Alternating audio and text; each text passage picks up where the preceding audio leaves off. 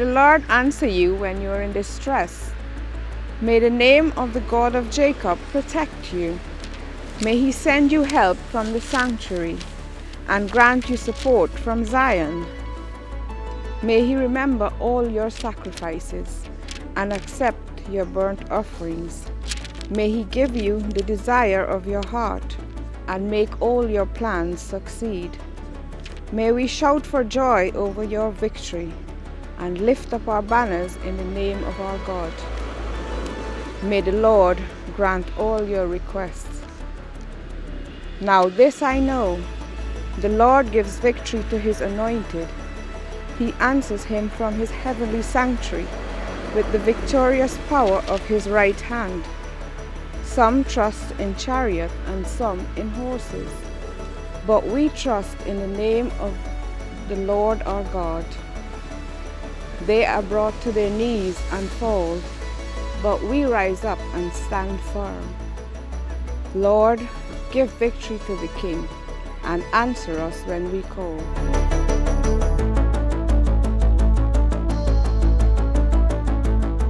Have you ever had the look from a loved one? Maybe your partner, maybe your work partner, maybe your boss, maybe someone you love. And I'm talking about the look of disappointment. I'd not been married to Tara long, and we were laying on the bed one afternoon, just chatting away, not a care in the world. And I forgot myself for a moment. I forgot where I was. Most importantly, I forgot who I was with. And I'm sad to say that I broke wind. I not only broke wind, but I remember arching my back into it. I also remember bringing up my knees a bit higher to really get the full force behind this, to get everything out into the open. And when it came out, my goodness, did it come out. The noise was so loud, I even surprised myself. And then I noticed Tara's presence next to me. I remembered where I was and I remembered who I was with. And I was a little bit worried to turn around. And when I did turn around, there it was.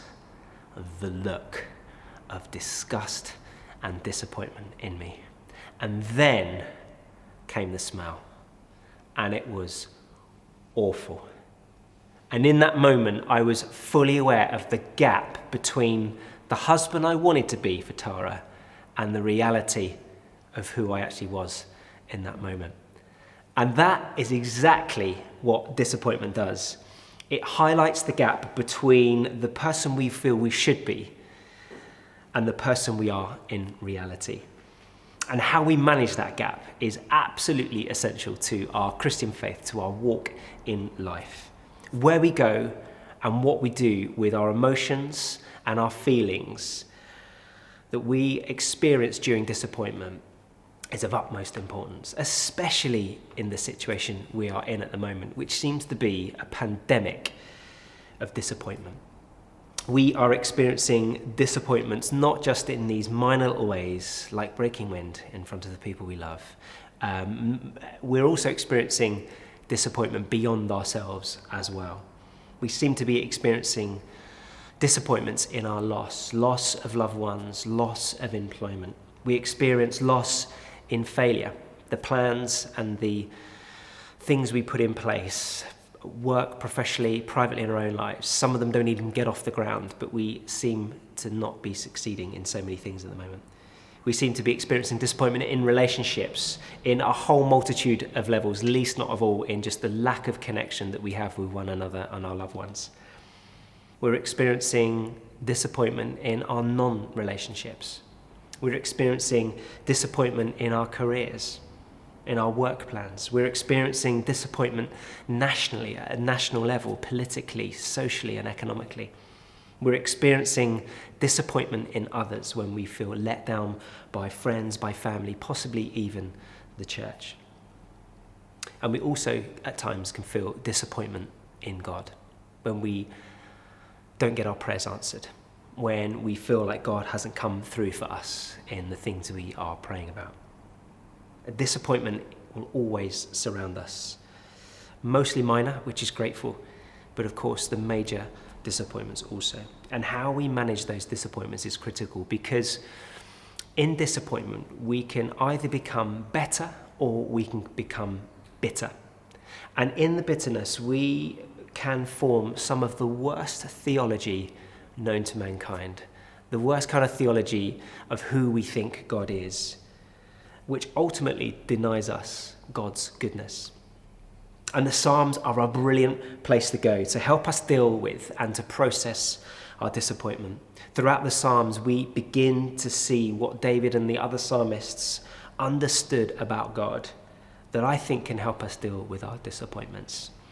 And there are 5 things that I think this morning we could reflect on as a community that help us deal with our disappointments. And the first is this, is that God prepares us for our disappointments. God doesn't protect us from our disappointments. He's not like a shield from the bad things in life. Instead, he is nurturing you and I in us an ability to deal with our disappointments.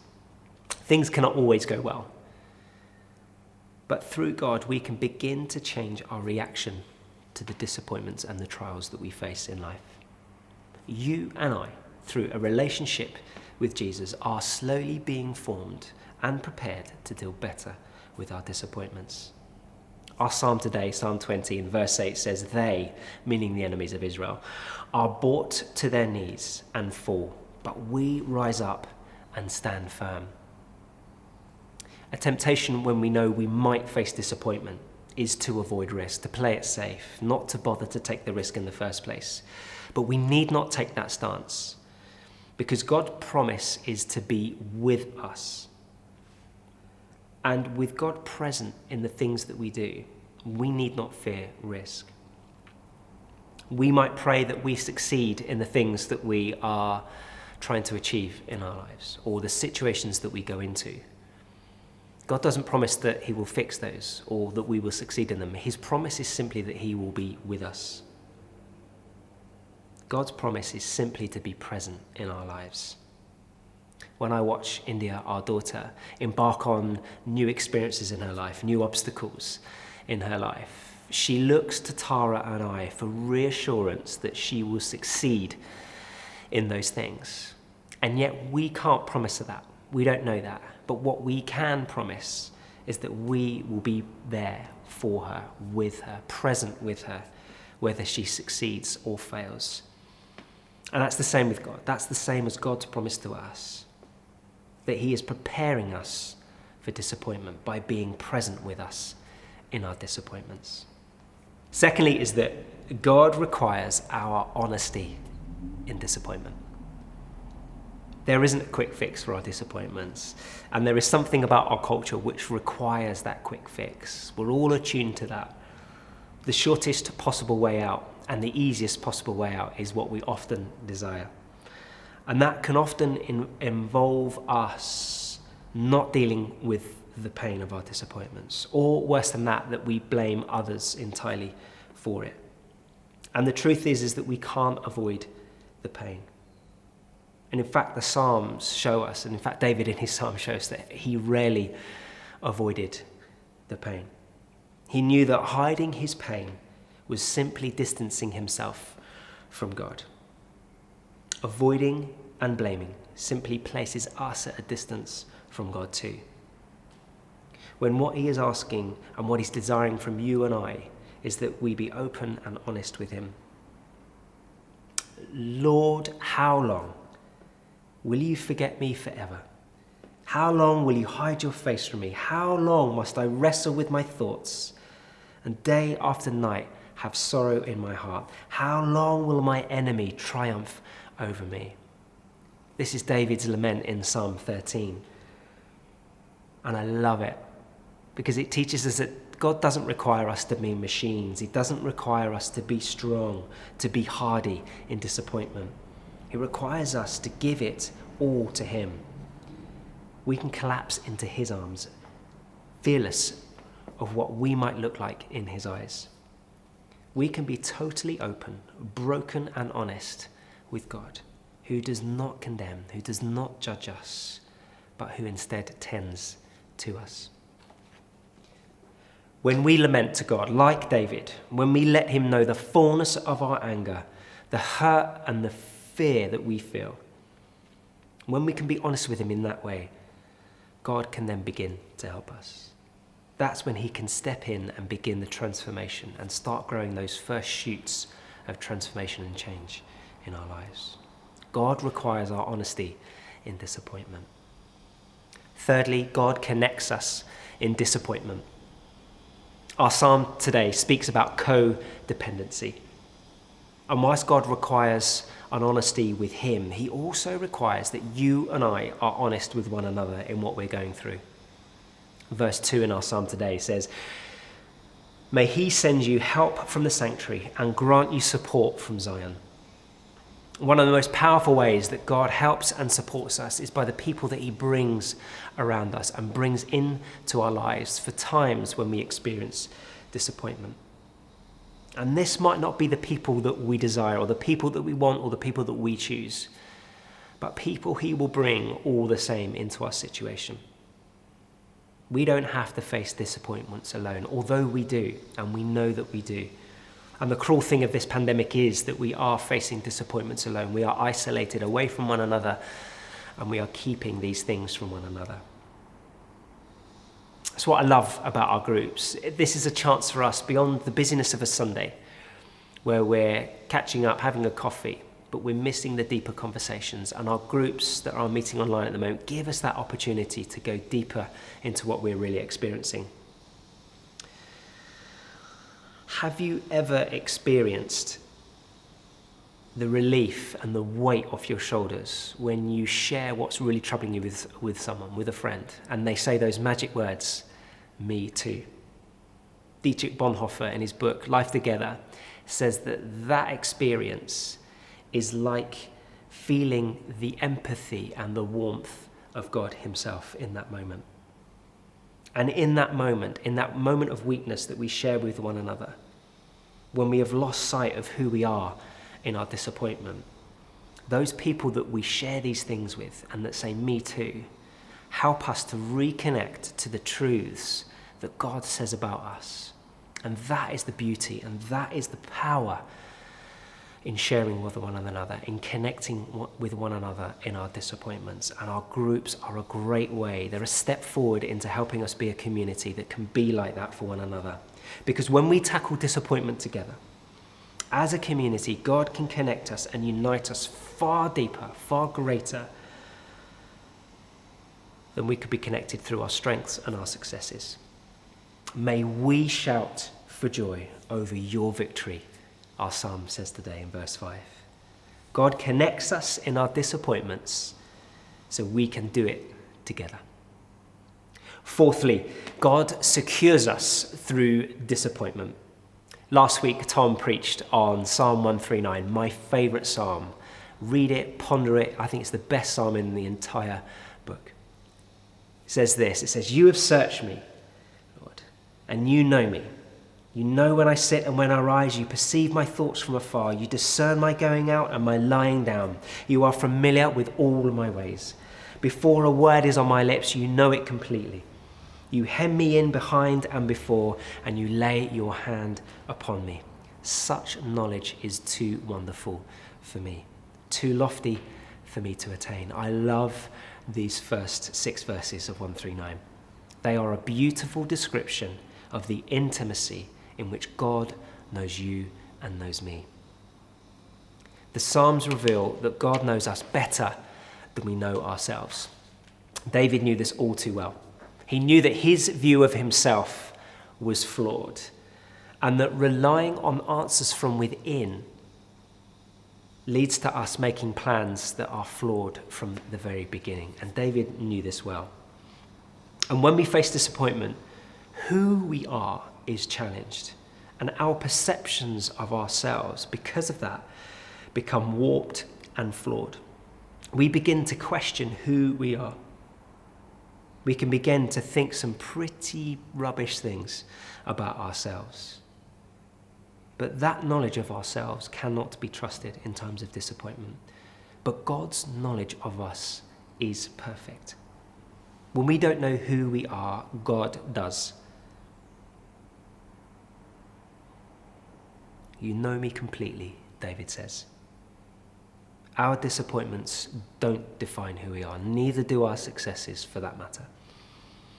But God's knowledge of you and of me does define who we are. And when we connect with God's knowledge of us, the true knowledge of who we are, he can secure us in our disappointments. Lastly, fifthly, there's a lot in that. God has a purpose beyond our disappointments. The real power behind the disappointment that we can often experience comes from the weight of the importance that we have given the things that we pursue in our lives. Verse 7 in our psalm today says, "Some trust in chariots and some in horses, but we trust in the name of our Lord." David's point here suggests that where we put our trusts, where we put the weight of importance, ultimately affects the disappointment that we face.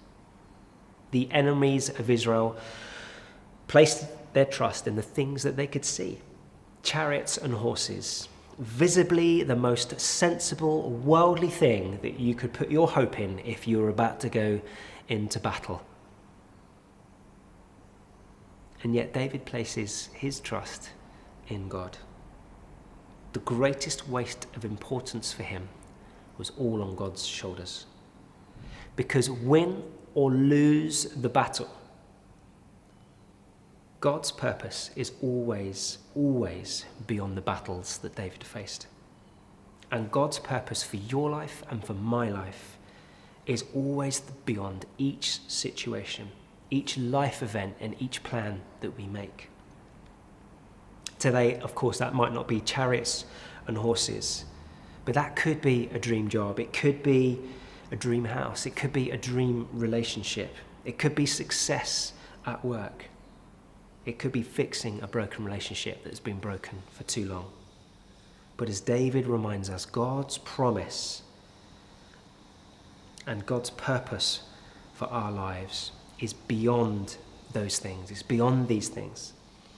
So whether we win or whether we lose in each of these things that we desire and that we go after in our lives, they make no mark on God's plan for our lives. God's purpose for our lives is always greater than the plans that you and I make for our lives. His bigger picture is bigger than our bigger picture. And the question I want to leave us with this morning is, will God mean more to you than all of these things? Will God mean more to us than the things that we pursue for our lives? To conclude off, the word disappointment means literally the loss of office, to be unappointed. And on the other side of disappointment, God promises that there is a reappointment that emerges, and that appointment is what he makes for us. Some things come to an end, or they don't even get off the ground in the first place, in order that God might bring around the reappointment of us to his purposes for our lives. Disappointment can be a powerful force for change in our lives. Amen.